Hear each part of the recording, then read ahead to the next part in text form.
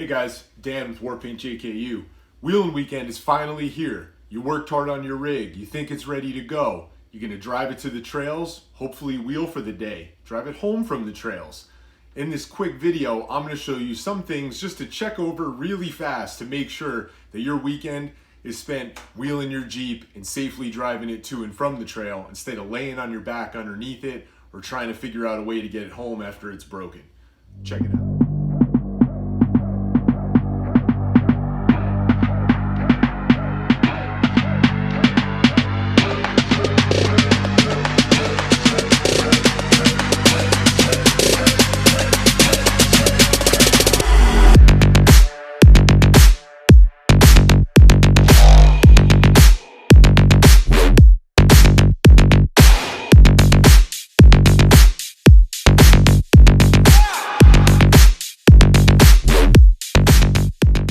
Here's the deal.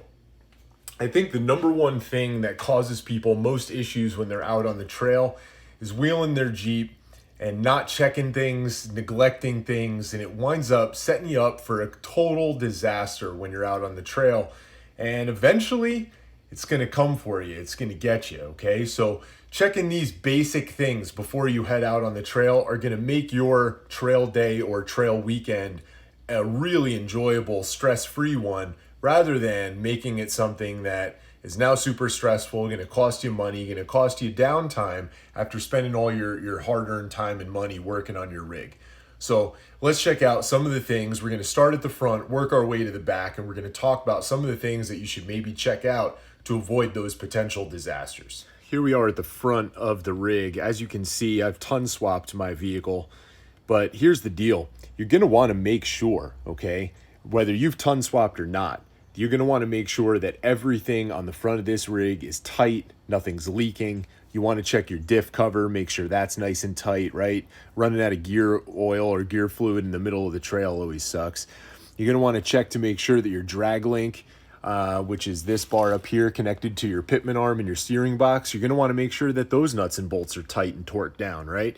You're going to want to make sure that the lock nuts, if you have them on anything that's adjustable, that those are tight. You don't want your steering to go funny. Steering is a really big deal in any of these Jeeps, especially if you have something newer. I want to say 2013 and newer, as soon as they went to that 3.6 Pentastar.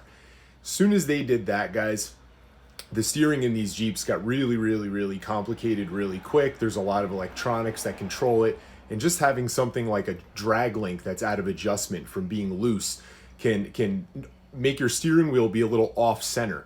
That activates your skid control as soon as you hit 30 miles an hour, sometimes even slower.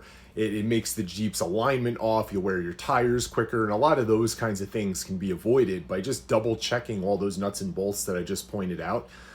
Again, this is supposed to be a quick video. I'm not going to show you exactly what bar I'm talking about. You want to look that stuff up, you can.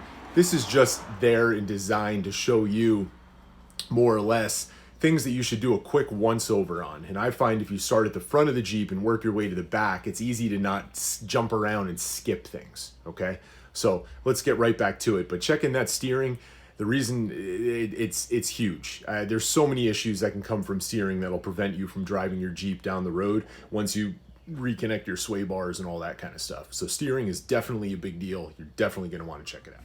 Okay, one other thing that you're going to want to check on the front end that definitely has to do with your steering is your hydraulic assist ram. If you're running bigger tires, chances are you probably have one of these. They're a really nice thing to have because it takes all the stress off your sector shaft on your pitman arm by your steering box. Those are known to break on really big tires. But if you have one, you're going to want to check to make sure that where it attaches over here on the tie rod is going to be connected. And you're also going to want to make sure that these fittings right here and right over on the other side, right there, you're going to want to make sure that those are still connected and nice and tight. These systems actually run off of automatic transmission fluid, and as soon as you leak that out, you can damage your ram, you can damage your pump, you can also lose the power assist on your steering. It makes it feel even sometimes harder than a manual steering setup. So it's really smart to check that, give it the once over. Make sure everything down here looks good. This is a big thing that no one ever checks, guys, okay? You need to make sure that the bottom side of the rig is free from excessive leaks. You have a slight leak here and there. It would bother me. I'd want to fix it, but it's not going to necessarily end your trip early if something's just seeping a tiny bit. But if you have any big leaks, okay, that's something that you're going to want to take care of. You're also going to want to take care of greasing, okay? Aftermarket drive shafts, all right? These things are notorious. I don't care what company makes your aftermarket drive shaft. They're all the same. They are notorious for breaking if you ignore them and you don't use them and grease them and take care of them the way that you should. There are some CV joints in here, and if you look up your particular drive shaft, it'll tell you exactly how to grease it and how often you should. I find that greasing it, you know, just before, just more often than every oil change, just slightly, you know, winds up being, I think, 3 times every 2 oil changes would be the average. Really good opportunity to keep your drive shafts happy, keep everything spinning the way it should. I'd also pay attention to your ball joints in your front end. Make sure that those are nice and greased, okay? But back to the underside of the Jeep, let's check out some of the stuff down here that you should check besides that kind of stuff. Okay, right over here. Now, my Jeep is a little different because I have 3-link long arm suspension. So I'm looking right now at the rear of the Jeep. There's only going to be 2 lower control arms, okay? Normal Jeeps have 2 lowers and 2 uppers. I have 2 lowers and only 1 upper. That's hence the 3-link. But these, because they're aftermarket, have an enduro joint, which you can see has a Zerk fitting on top. That Zerk fitting, it needs to be greased, just like all of your drive shafts and other components that we just talked about. Again, there's a lock nut at the end right there. You're going to want to make sure that's tight. And mine have those on either end. Depending upon the setup you have, you might have those on either end. You might have those only on one end of your control arm. You might have those and not have them at all. It really just kind of depends. But I make sure all the nuts and bolts are tight. I make sure that the lock nuts are tight. And again, I do the same thing. I do the same thing over here. Bear with me for a second. I will try to show you. There's my upper. It's right on top of my rear differential. Again, it has that lock nut on it. It has the Zerk fitting on top. That's another thing that I try to make sure that is greased, that all the nuts and bolts are tight, right? All your suspension links. All right, guys, one more thing that we should definitely check on that most people don't, your wheel and tire. Now, I happen to be running a beadlock, okay? Beadlocks are absolutely dependent on the bolts on your bead ring being torqued down to the right torque specification. Now, raceline beadlocks, they're not that tight, but you definitely need to make sure that you torque them correctly. Otherwise, you could be leaking air out or snap a bolt off, and that is not something you want to happen to you on a trail, especially over something that's so simply avoidable. Now, the other thing is to make sure your lug nuts are torqued down, right? Making sure that those are torqued and those haven't loosened up. Now, again, they shouldn't, right? But strange things happen. Sometimes new parts fail. Old parts, especially parts that we're putting through their paces off-road, those can definitely fail. So we want to make sure that these are all torqued down, that everything's torqued. Me in particular, I have a 14-bolt rear end. I do not have the Dana 44 anymore. As you can see, it looks a little different.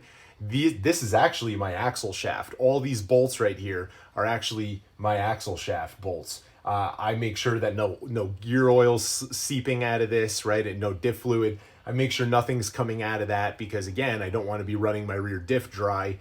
And that's why I said earlier, you want to check that in the front too. You don't want to be running your front diff dry because you accidentally, had the fluid leak out of something you didn't check. Real common issue and a common failure point on a factory diff is the factory diff cover. Those are made out of such thin steel. When you're off-roading, if you drag it over a rock, you can peel the edge away a little bit, almost like a soup can lid. You can peel it a little bit and it starts to seep out. And again, there's no warning light on your dashboard telling you that you're out of diff fluid. It's just gonna run hot, and all of a sudden you're gonna fry your gears and bearings in there and need a diff, right? So something simple. You can't ignore that stuff. You're leaking.